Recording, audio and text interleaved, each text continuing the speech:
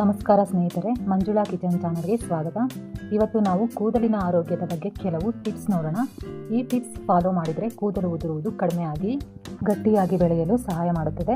5 ಸರಳ ಟಿಪ್ಸ್ನ ನಾನಿವಾಗ ಹೇಳ್ತೀನಿ.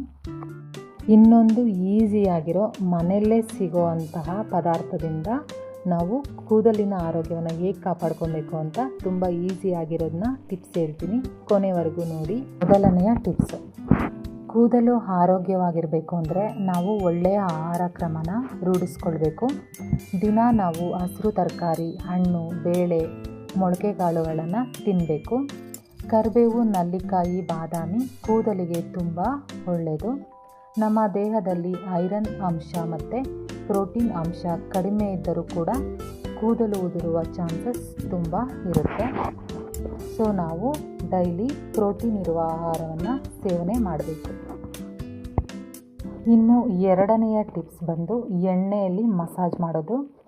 ನಮ್ಮ ಕೂದಲಿಗೆ ವಾರಕ್ಕೆ 2ರಿಂದ 3 ಸಲ ಆದರೂ ತೆಂಗಿನ ಎಣ್ಣೆ ಹಾಕಿ ಚೆನ್ನಾಗಿ ಮಸಾಜ್ ಮಾಡಬೇಕು.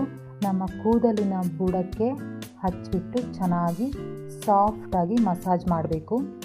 ತೆಂಗಿನ ಎಣ್ಣೆ, ಮೆಂತ್ಯ, ಕರಿಬೇವನ್ನು ಕುದಿಸ್ಬಿಟ್ಟು ಎಣ್ಣೆನ ಹಾಕಿದರೆ ತುಂಬ ಒಳ್ಳೆಯದು. ಇದರಿಂದ ಕೂದಲು ಗಟ್ಟಿಯಾಗುತ್ತೆ ಮತ್ತು ಉದುರೋದು ಕೂಡ ಕಡಿಮೆ ಆಗುತ್ತೆ. ಇನ್ನು ಮೂರನೇದು, ಸರಿಯಾದ ಶಾಂಪೂನ ಬಳಕೆ ಮಾಡೋದು. ವಾರಕ್ಕೆ 2 ಅಥವಾ 3 ಸಲ ಮಾತ್ರ ತಲೆಗೆ ಸ್ನಾನ ಮಾಡಬೇಕು. ತುಂಬ ಕೆಮಿಕಲ್ ಇರುವ ಶಾಂಪೂ ಬಳಕೆನ ಅವಾಯ್ಡ್ ಮಾಡಿದ್ರೆ ತುಂಬ ಒಳ್ಳೆಯದು. ತುಂಬ ಕಾಸ್ಟ್ಲಿ ಶಾಂಪೂನ ಯೂಸ್ ಮಾಡಬೇಡಿ. ತುಂಬ ಸಾಫ್ಟಾಗಿರೋ ಶಾಂಪೂನ ಯೂಸ್ ಮಾಡಿ. ಅಂದರೆ ಕೆಮಿಕಲ್ ಇಲ್ಲದೆ ಇರೋ ಶಾಂಪೂನ ಯೂಸ್ ಮಾಡಿದ್ರೆ ನಮ್ಮ ಕೂದಲಿನ ಆರೋಗ್ಯ ತುಂಬ ಚೆನ್ನಾಗಿರುತ್ತೆ. ಇನ್ನು 4ನೆಯ ಕ್ರಮ, ನೈಸರ್ಗಿಕ ಮನೆಮದ್ದು. ಅಂದರೆ ನಮ್ಮ ಮನೆಯಲ್ಲೇ ಸಿಗೋವಂಥ ಪದಾರ್ಥಗಳಿಂದ ನಮ್ಮ ಕೂದಲಿನ ಆರೋಗ್ಯವನ್ನು ಕಾಪಾಡ್ಕೊಳ್ಬೋದು. ಹೇಗೆಂದರೆ, ಮೆಂತ್ಯ ಕಾಳುಗಳನ್ನು ಪೇಸ್ಟ್ ಮಾಡಿ ತಲೆಗೆ ಹಚ್ಚಿ 20 ನಿಮಿಷದ ನಂತರ ತಲೆ ಸ್ನಾನ ಮಾಡಬಹುದು.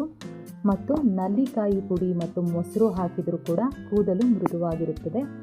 ಮತ್ತು ಆಲೋವೆರಾ ಜೆಲ್ ಕೂಡ ಕೂದಲು ಆರೋಗ್ಯಕ್ಕೆ ಸಹಾಯ ಮಾಡುತ್ತೆ. ಆಲೋವೆರಾ ಜೆಲ್ ಅಂದರೆ ನೀವು ಶಾಪಲ್ಲಿ ಸಿಗೋದು ಕೂಡ ತೊಗೋಬೋದು, ಮನೆಯಲ್ಲಿ ಬೆಳೆದಿರೋದು ಕೂಡ ತೊಗೋಬೋದು.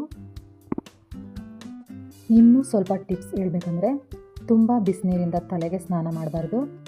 ಸ್ನಾನ ಮಾಡಿದ ನಂತರ ಒದ್ದೆ ಕೂದಲನ್ನು ಗಟ್ಟಿಯಾಗಿ ಒರೆಸಬಾರ್ದು. ಸರಿಯಾಗಿ ನಿದ್ರೆ ಮಾಡೋದು ತುಂಬ ಅವಶ್ಯಕ. ಸ್ಟ್ರೆಸ್ನ ಆದಷ್ಟು ಕಡಿಮೆ ಮಾಡ್ಕೋಬೇಕು. ಇದು ತುಂಬಾ ಮುಖ್ಯ. ಸ್ಟ್ರೆಸ್ಸಿಂದನೂ ಕೂಡ ಕೂದಲು ಉದುರುವ ಚಾನ್ಸಸ್ ತುಂಬಾ ಇದೆ.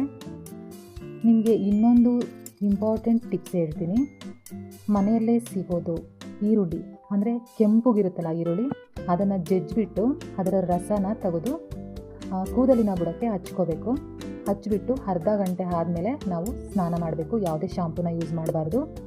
ಆದಷ್ಟು ನಾವು ಬೆಚ್ಚಗಿನ ನೀರಿಂದ ಸ್ನಾನ ಮಾಡಬೇಕು. ಇದನ್ನು ವಾರಕ್ಕೆ 3 ಸಲ ಮಾಡಿ. ಇದನ್ನು ಕಂಟಿನ್ಯೂಸ್ ಆಗಿ ನೀವು 6 ಮಂತ್ಸ್ ಮಾಡಿದ್ರೆ ತುಂಬಾ ಒಳ್ಳೆಯದು. ನಿಮ್ಮ ಕೂದಲಿನಲ್ಲಿ ಬದಲಾವಣೆ ಕಾಣಿಸುತ್ತೆ, ನೀವೇ ನೋಡ್ಬೋದು. ನನಗೆ ನೀವು ಕಮೆಂಟ್ ಕೂಡ ಮಾಡ್ಬೋದು. ಇದನ್ನು ನಾನು ಟ್ರೈ ಮಾಡಿದ್ದೀನಿ, ನೀವು ಟ್ರೈ ಮಾಡಿ.